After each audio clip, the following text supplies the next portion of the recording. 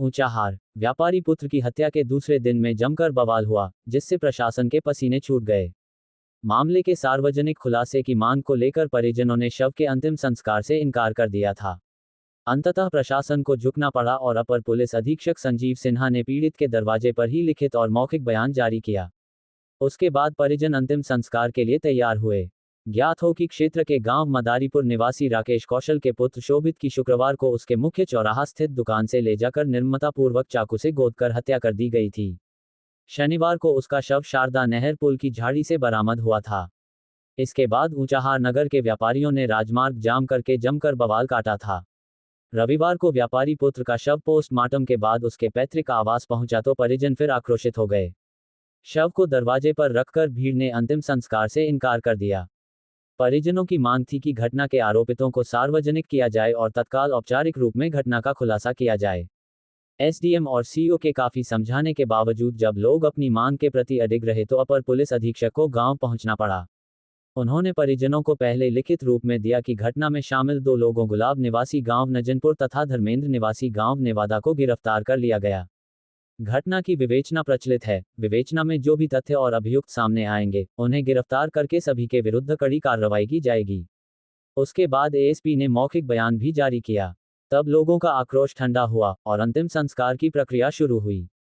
रायबरेली ऊंचाहार से सागर तिवारी की रिपोर्ट। भैया अपना परिचय दीजिए। मैं अतुल सिंह, प्रदेश सचिव पूर्व प्रत्याशी ऊंचाहार कांग्रेस पार्टी। आज जो ये घटना घटी है, गन्ना व्यापारी की हत्या होकर लाश आई है, क्या है पूरा मामला, क्या है? इस घटना की जितनी निंदा की जाए कम है।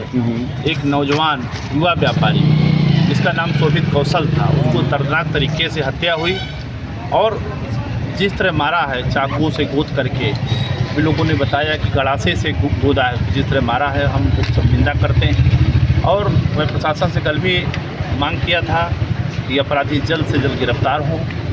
और हमारी दूसरी मांग है कि पीड़ित परिवार को उत्तर प्रदेश सरकार 1 करोड़ रुपये मुआवजे के तौर पर सरकार को देना चाहिए, हमारी मांग है।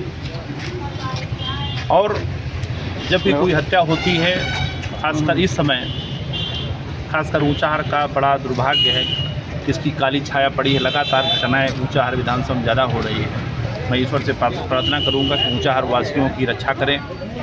साथ ही एक जो भ्रामक प्रचार होता है, जब भी कोई हत्या होती है तो उसके साथ जोड़ दिया जाता है कि किसी महिला के साथ कोई मतलब रहा होगा। आपने भी कल चर्चा हुई और ये बड़ी गलत बात है। लेकिन आज प्रशासन ने स्पष्ट किया कि इसका महिला से कोई ऐसे प्रेम प्रसंग का कोई प्रकरण नहीं था।